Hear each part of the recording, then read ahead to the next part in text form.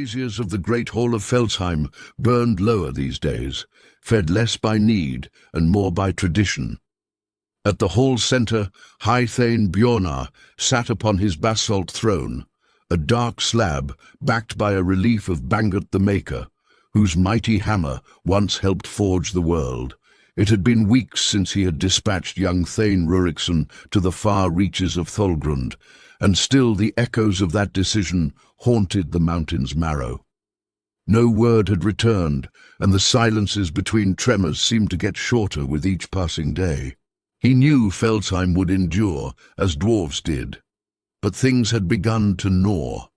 Bjornar and his closest thanes had gathered in solemn debate about dwindling ore veins in the outer ranges, a matter that had stirred unrest among the forges when the doors of the great hall swung open with a loud, sonorous groan. The talking ceased, and silence fell like a dropped hammer.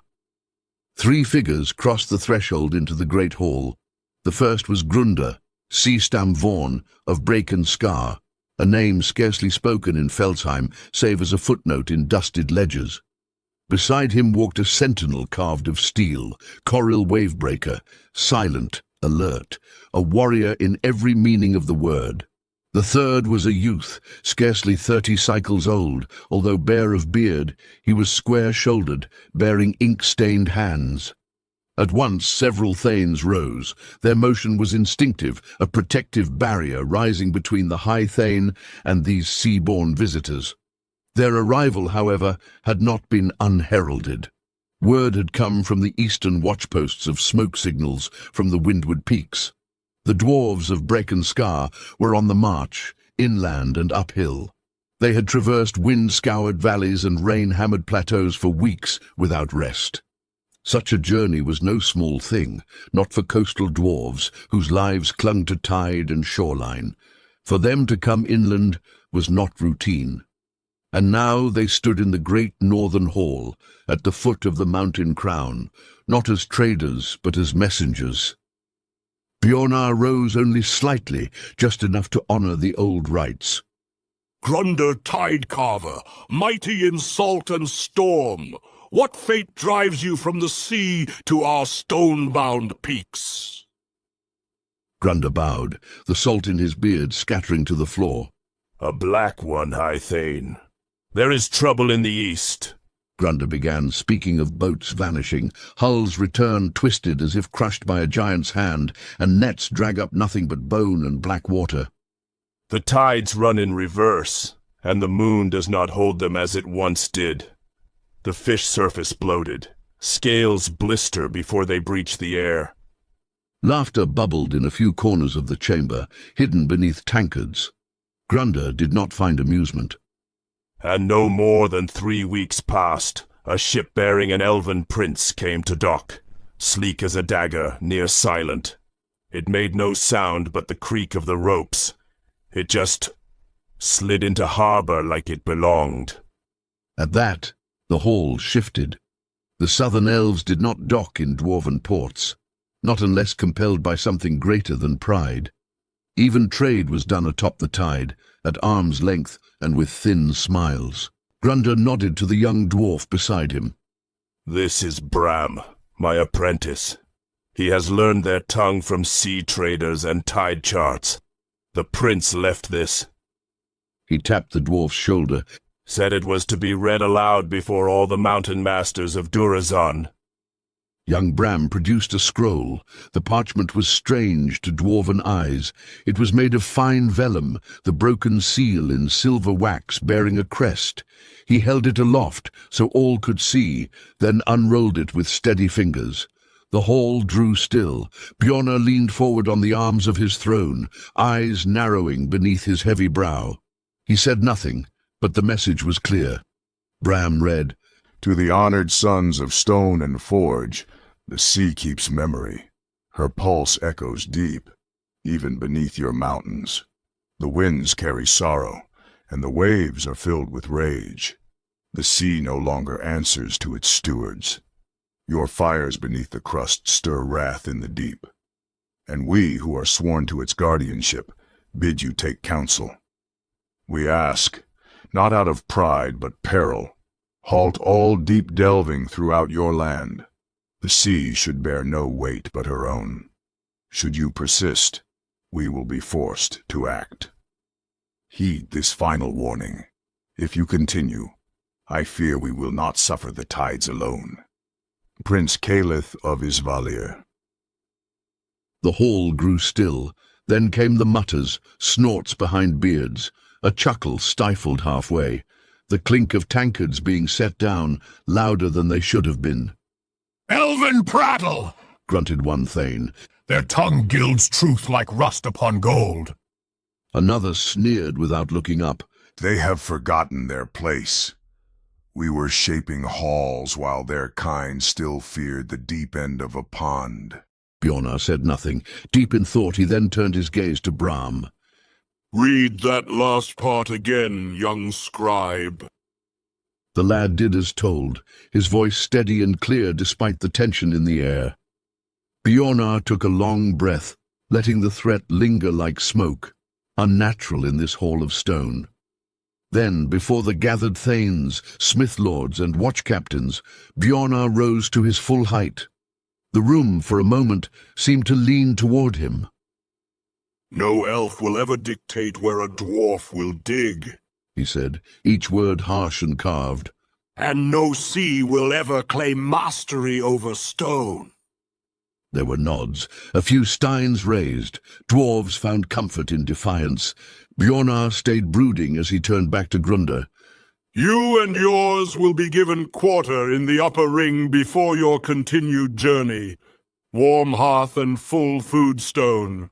His tone, though formal, was clipped at the edges. Grunder bowed with the weary weight of salt and truth. Before he turned to leave, he paused. High Thane, perhaps there is something here we should not toss aside idly.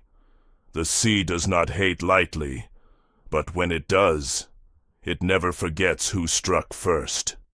The words echoed long after the sea stam and his companions were gone. Bjornar waited until the heavy doors had sealed again behind them. Then he lifted one hand. "Clear the chamber," he said. There was no shout, no pageantry. The court emptied like a dying flame, only the sound of boots against stone and the slow drag of a final chair scraping back. Only Roldan, forge ward of Felzheim, remained. "You believe there's weight to the elven prince's words?" Bjornar nodded once. "I do." There was a long pause, broken only by the hiss of the braziers behind them. "Do you recall the abandoned road under the northern-bound veins? The one that had begun to flood?" Roldan stiffened. Elkar, aye. It was collapsed to halt the rising waters. "It is to be opened again." The forge ward did not question him. "Show no banners or public notice. I want a small hand-picked crew. Stone braids." Roldan nodded in agreement. They'll excavate in the dark. No one else will know. "See it is done." Bjornar stepped down from the dais, his hand brushing the stone wall as if seeking something within. "If something brews beneath the waves," he murmured. "we need to know it first. Something is stirring, and even the elves can smell it in the tide." Kaeltharion crossed the final ridge of the Lumira Thiel just before dawn, the cold sinking deeper into his bones than any blade had. He reined in Lucerius and let the moment stretch, his eyes tracing the deep basin before him.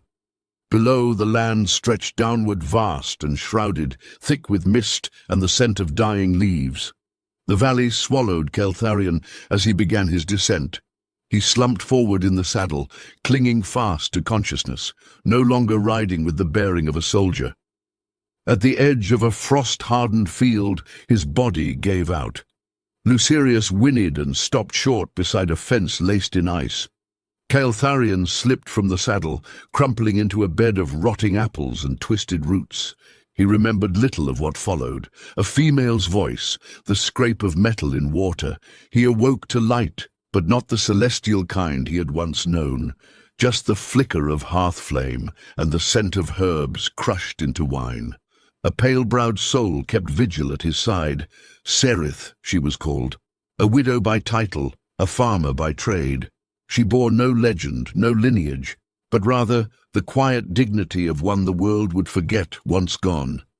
He gave the name Theron. She did not question it. The home was no more than a single room, its roof bowed with moss and its corners dim with dust. A young boy sat curled near the far wall, blind and silent. He did not speak to Kaeltharion until the second day.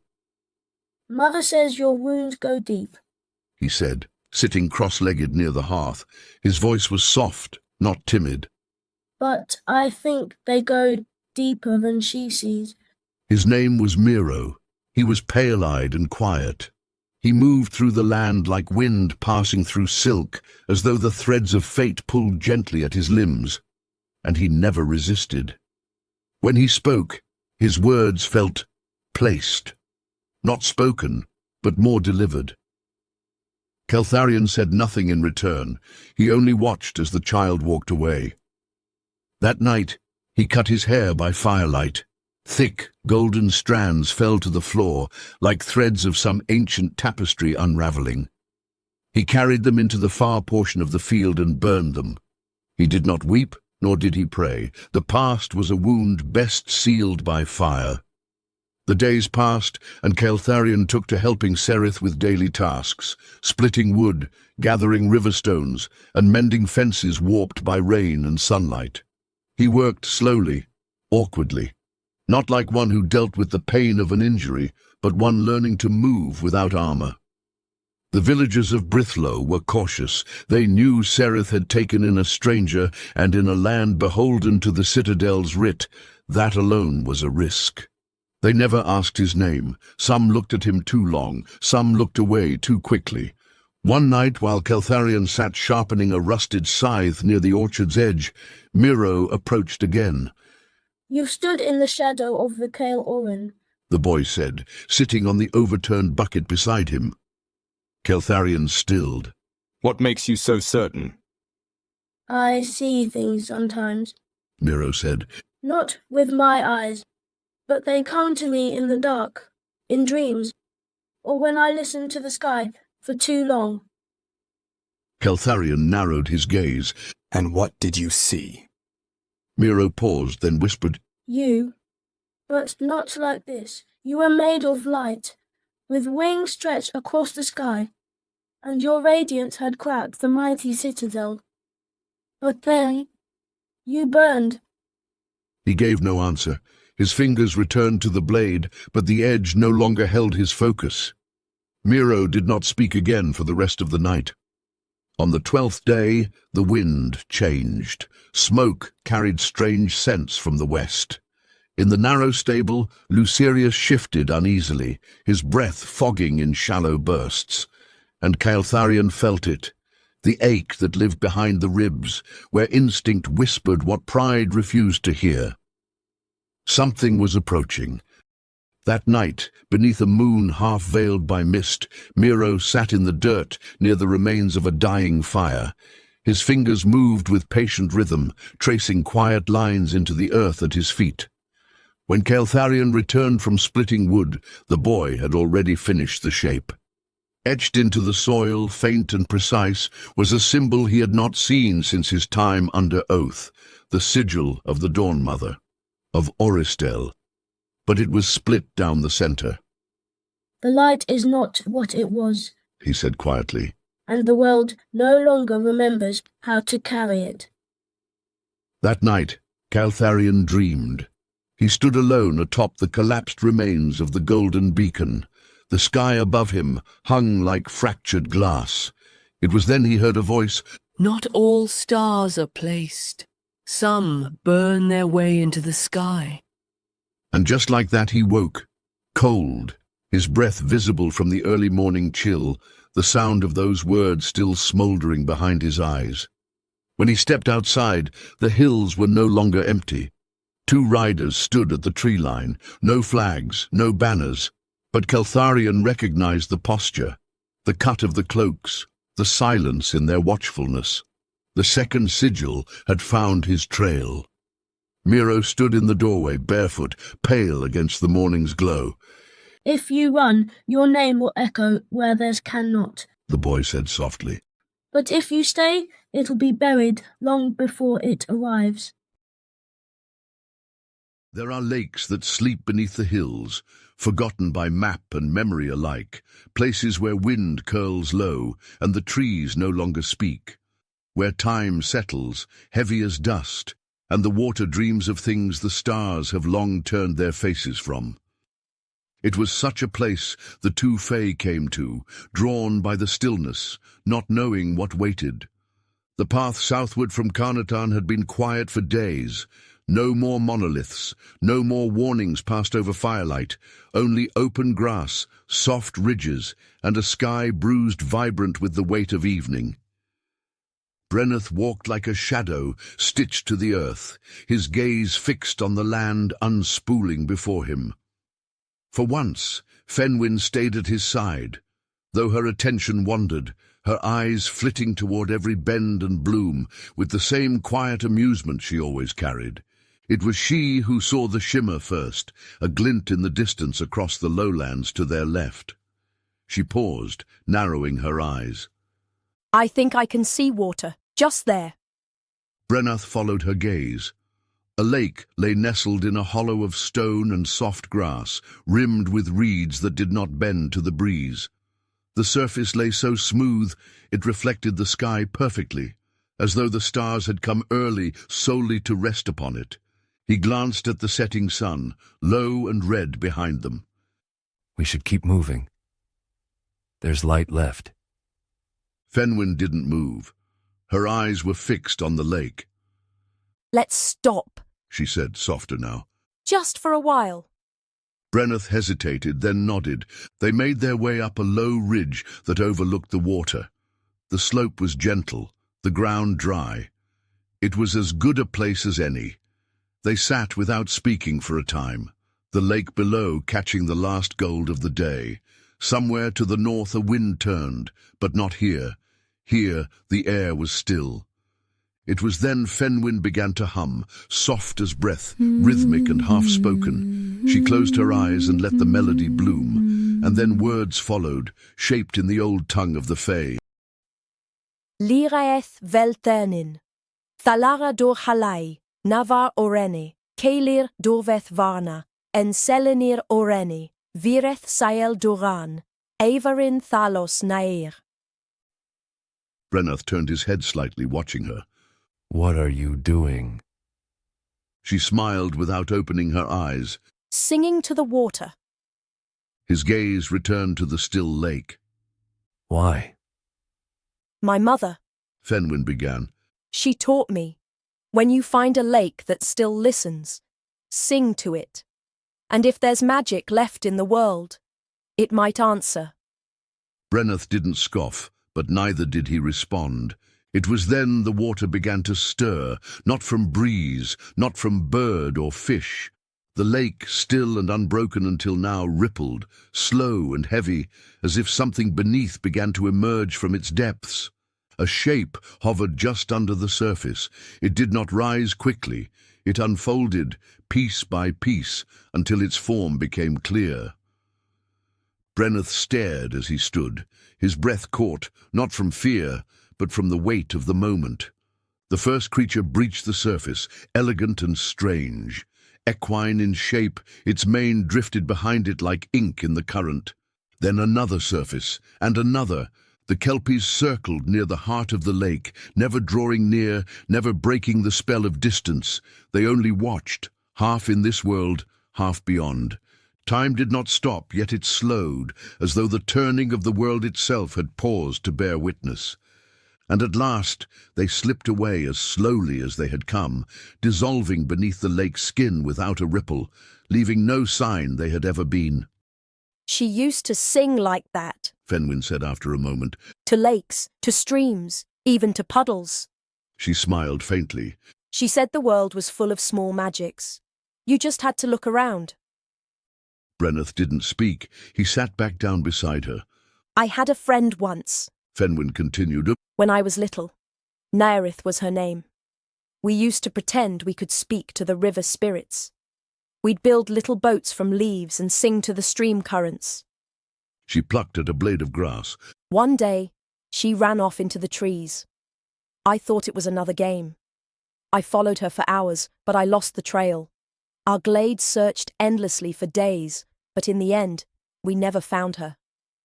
Brennath looked over in silence, allowing her room to continue. I still wonder if I'd just sung a little louder. You were a child.